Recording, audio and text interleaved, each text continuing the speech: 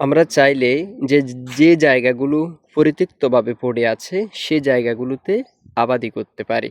দেখুন মিষ্টি কুমড়া গাছ খুবই সুন্দর এবং প্রাণবন্ত হয়েছে।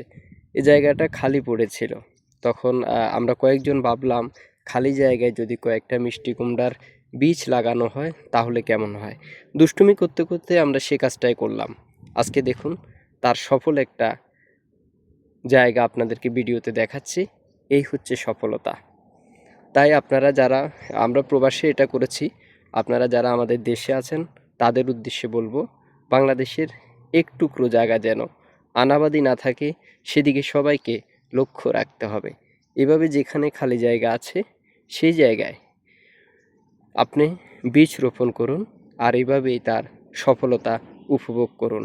আপনিও হতে পারেন একদিন অনেক বড় কৃষক, দেশের একজন সম্পদ।